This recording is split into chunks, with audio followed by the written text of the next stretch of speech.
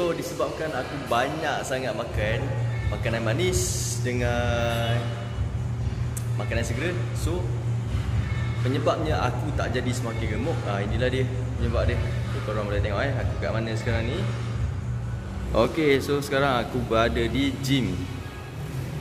So dekat sinilah tempat untuk aku burn balik aku punya kalori dengan aku punya fat. So tu coach aku. Aku zoom sikit. Tu. Tu coach aku. Okay guys, so simple je. So aku akan setkan ini, aku nak cardio. Aku akan setkan untuk fat burn. So bila setkan fat burn, dia automatic akan set dia punya time dengan distance. So aku suka lagi setkan dia punya incline nanti. So aku start dulu. Tekan button start. Alright, so kita dah start dah. Pause. Okay, so sekarang ni dah bagi masa untuk aku warm up press start dulu. Untuk aku warm up dulu. So aku lagi suka incline 9 darjah. Aku biasa akan incline 9 ke 12 darjah lah. So untuk speed juga biasanya aku akan increasekan speed sampai 4 untuk aku punya starting. Okay, settle. So kalau korang tengok sekarang ni, dia punya incline dia semakin menaik Aku macam tengah daki bukit sekarang ni sambil berlari. Okay, jadi aku akan ambil masa, aku akan ambil mode fat burn ni untuk aku burnkan semula fat aku. Okay, so kalau korang tengok sekarang ni, masa dia, aku ambil masa 20 minit untuk aku burnkan aku punya fat. Kalau aku rasa tak cukup, nanti aku tambah lagi. Yang penting konsisten cardio. Korang jangan makan je, tak okey lah.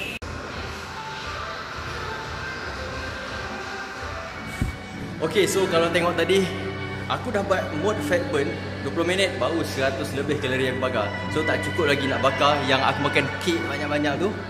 Jadi nanti aku start round kedua. Sekarang ni minum air dulu. Alright, so aku nak tambah lagi 30 minit untuk aku burn aku punya fat. So jom start.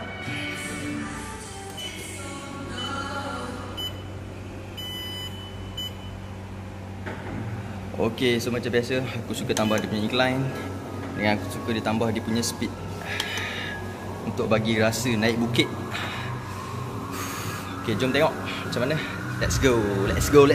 Okay, so satu tips untuk bagi korang tak rasa penat untuk cardio, sediakan earphone, dengar lagu. So kita boleh lari laju-laju. Okay guys, so aku dah settle dah cardio 20 minit plus 30 minit. So total semua 50 minit. Jadinya aku dah settle bahagian cardio.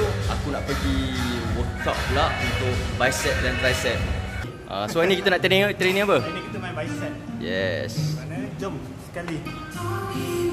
Kau tengok ni, ringan je ni. Tapi sekejap lagi seksa lah. 25 rep 10 je. 10 rep ke? Okay, so dalam ni. Oh.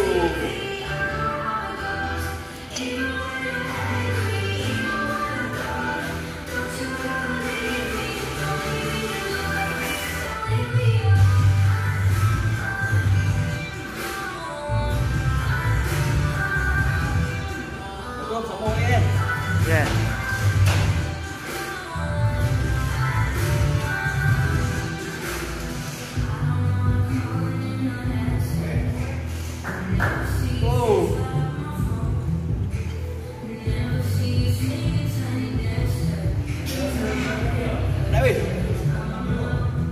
Teruskan. Habiskan. Dia nampak je kan?